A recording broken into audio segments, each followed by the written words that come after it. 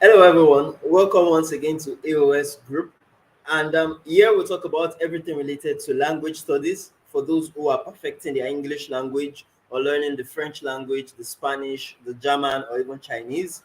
Likewise, we also prepare candidates for internationally recognized language tests like IELTS for the English speakers amongst us, or TOEFL.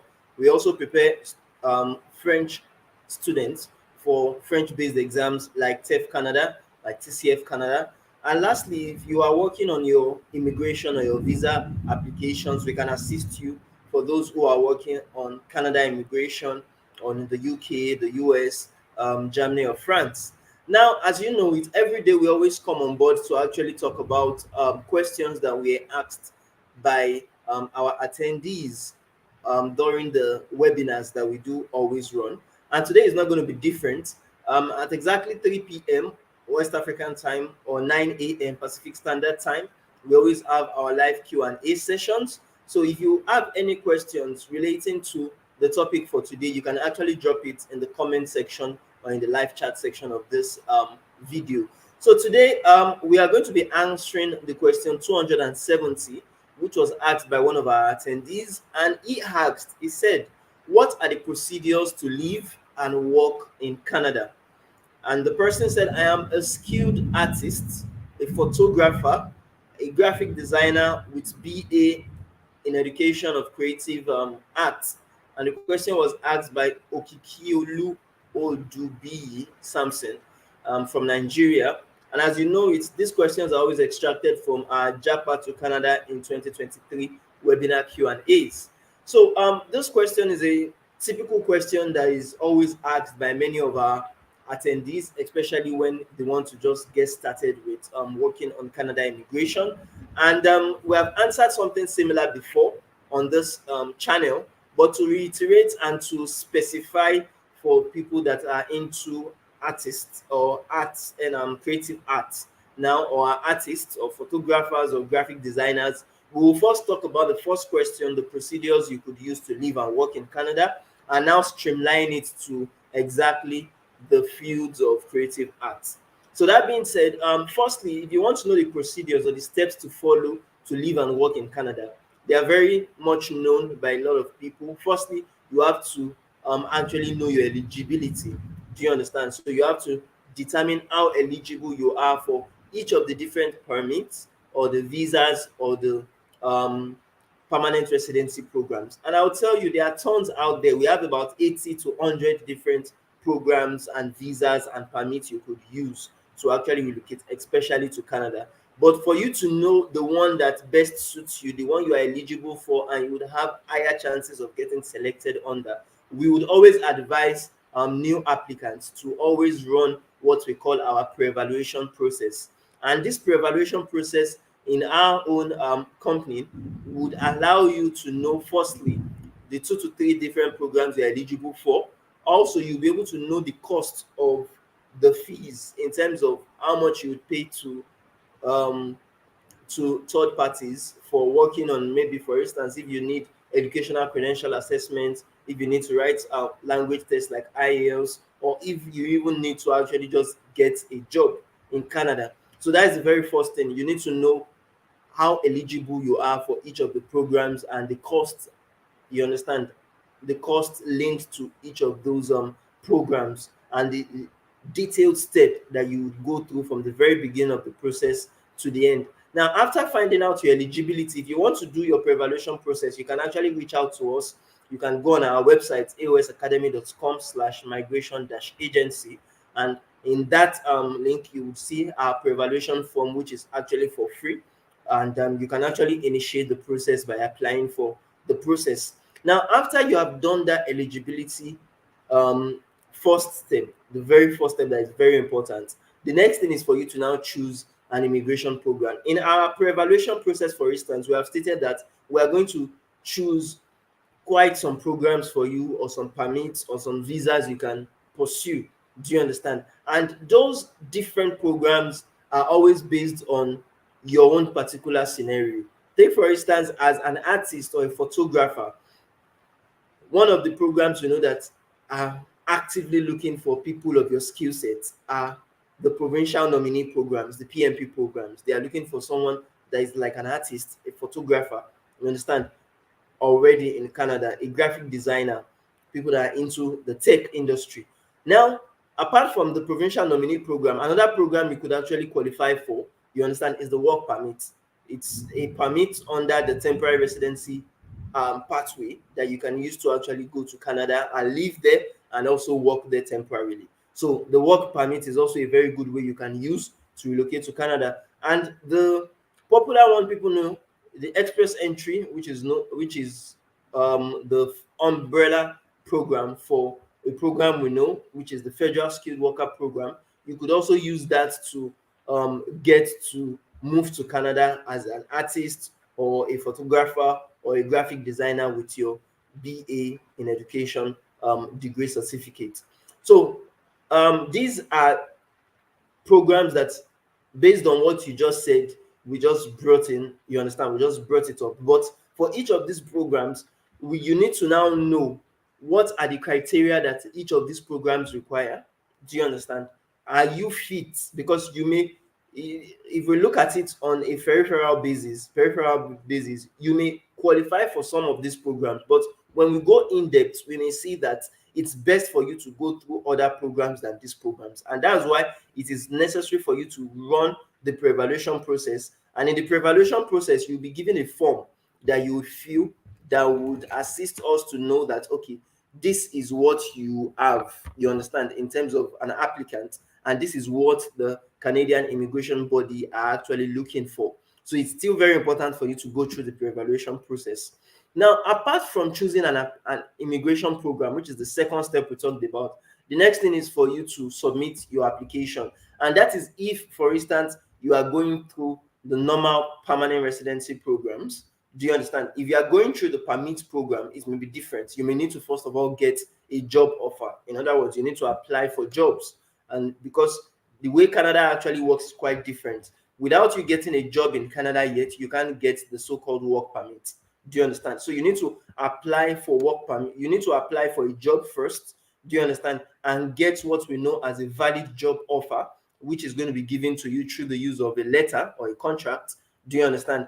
Now, once you get that valid job offer, that is when you can now freely go and apply for what? Apply for work permit. And how will you get the job offers? You can apply online. You understand? You can go on job platforms to actually apply on LinkedIn. As we do talk about, it's a very good source for you to get jobs. You can also get jobs on monster.ca, on indeed.ca, and um, for your particular profession, as a photographer, as a graphic designer, you understand, as an artist, a skilled artist, there are various specific job sites you can actually go on. Do you understand? And these job sites are sites that would actually help you to look for, you understand, the so-called jobs you are actually wanting to get. So as a photographer, for instance, you can actually go into the website, which we know as meetaphotographer.com. And it's also a website that is also very much, you understand, approved of by employers in Canada. So you can go to meetaphotographer.com, that website, to actually search for jobs. You first of all create your profile, and once you create your profile, you'll be able to actually look through the jobs. If you're a videographer as well, you can also go to meetavideographer.com website to actually check some of the job openings that you have that are particular to your own, you understand, field. And there are a lot of all other websites you can always go through to actually get those job offers that you want. So after you have gotten the job offer, that is like the very first step you need to do, you understand, when you are looking towards getting a work permit.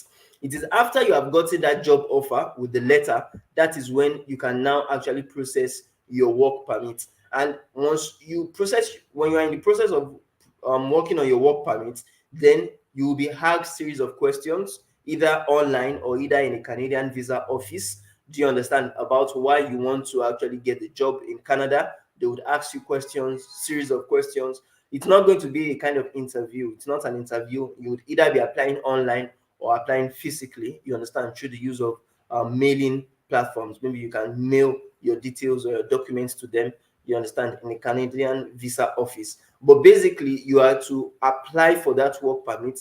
And after you now apply for that work permit, or after you apply for the permanent residency, you understand, through maybe your various documents like your educational certificates, like you have the work experience letter that you show to state that yes, you have years or months of experience working as an artist, working as a photographer, or working as a graphic designer.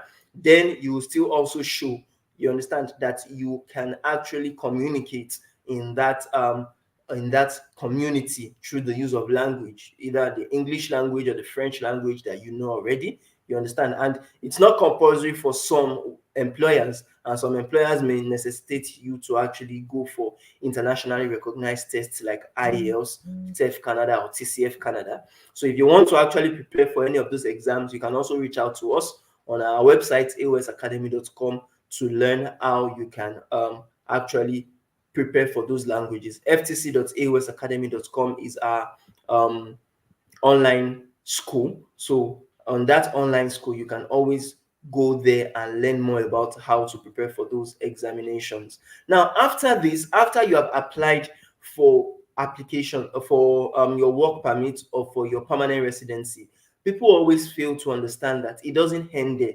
You have to build your professional network. Take, for instance, if you're on LinkedIn, there are various jobs that are available on LinkedIn if you are in the job search stage. But after the job search stage, you need to also build that network of professionals in your field who are actually residing in Canada, because that would help you to attend industry events and conferences. It will help you to join professional associations. It would even help you reach out to other artists, other photographers, and graphic designers in your field who are already residents in the country.